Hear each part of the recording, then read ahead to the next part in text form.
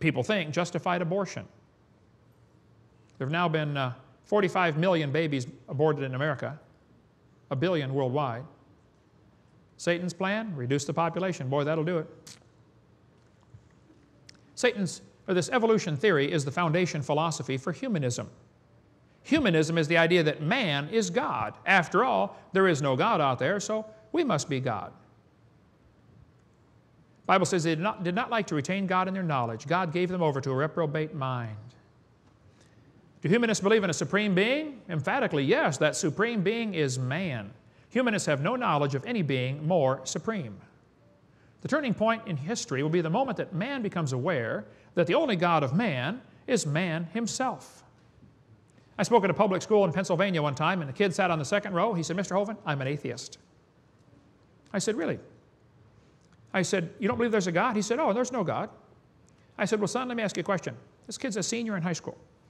I said, "Do you know everything?" He said, "Oh, no, no." I said, "Do you know maybe half of everything?" He said, "No." I said, "Well, let's just pretend for a few minutes that you know half of everything."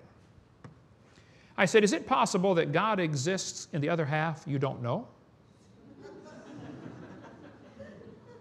Brand new thought bounced around in his brain for a while and got lost, I'm sure.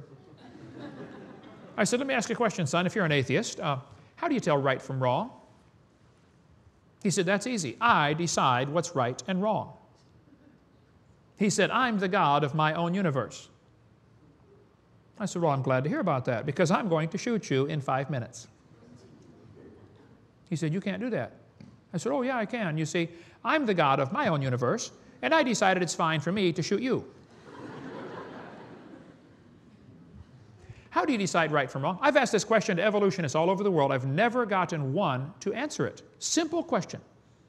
If evolution is true, how do you tell right from wrong? How do we tell right from wrong?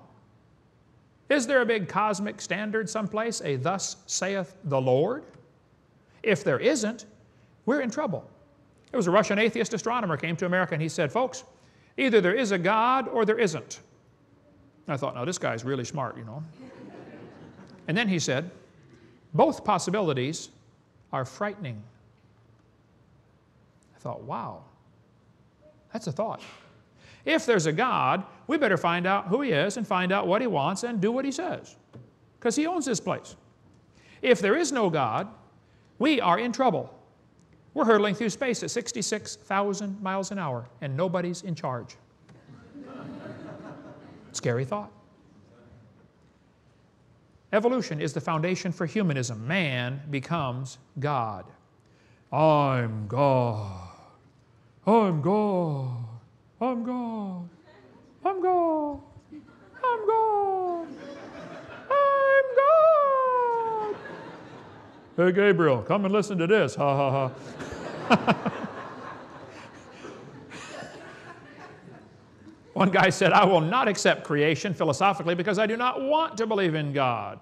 Therefore, I choose to believe in that which I know is scientifically impossible."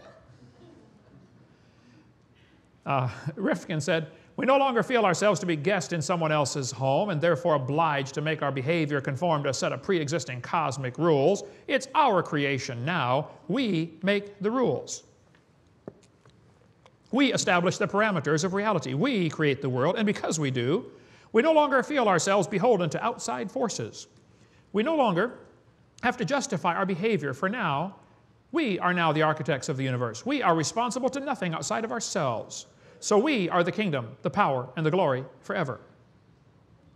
That's humanism. And evolution is the foundation for this pagan, idiotic philosophy. Lewontin said, "We take the side of science in spite of its patent absurdity of some of its constructs. We have a prior commitment, a commitment to materialism. Materialism is an absolute. We cannot allow a divine foot in the door. We cannot even think about the idea there might be a creator. Satan's put it in the minds of his followers that they ought to build a kingdom and rule the world. Once you reject God, then a bunch of people get together and say, wow, we got to control this planet. We got to rule the world. One thing we have to do is start to kill some of the other people. There's too many of them here.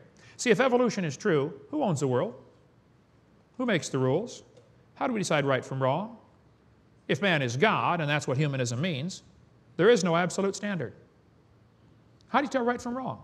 I mean, maybe Osama bin Laden should decide right from wrong for everybody.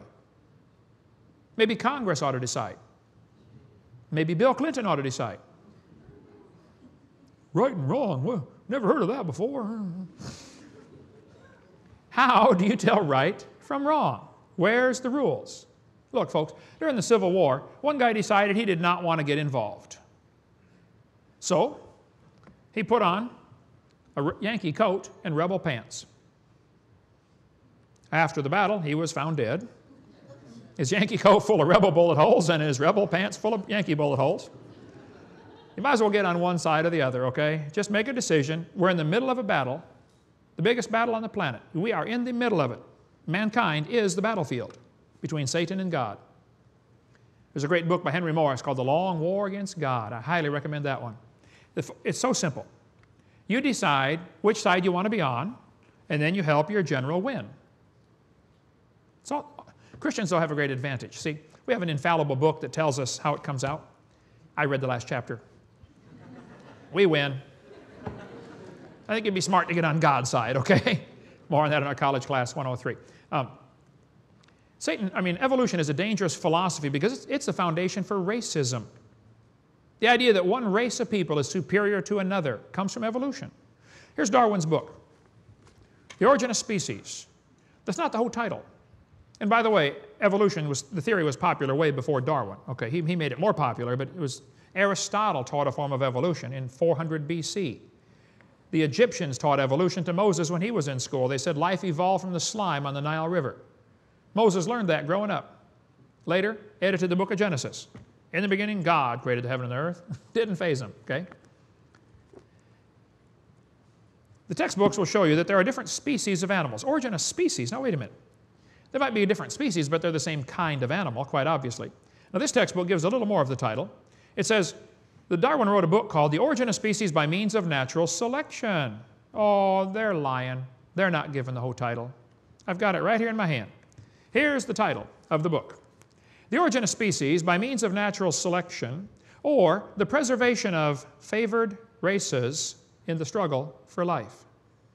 Favored races? Now, Charlie, that's not politically correct.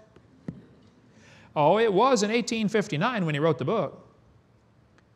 We had slavery in America. Darwin thought natives were just advanced animals.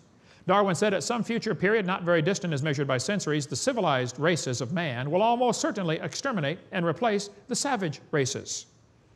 Darwin said from the war of nature and famine and death, the most exalted object we're capable of conceiving, the production of higher animals, follows. Higher animals. Well, see, that was popular to say in 1859. We had slavery in this country. You could buy and sell Negroes like cows.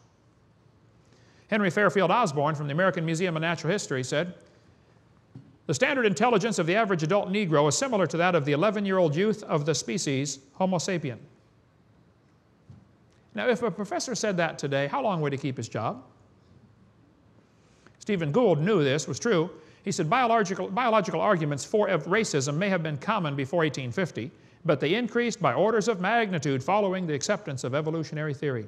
Huxley said, no rational man cognizant of the facts believes the average Negro is the equal, still less the superior of the white man. Kingsley, Anglican priest, said the black people of Australia, exactly the same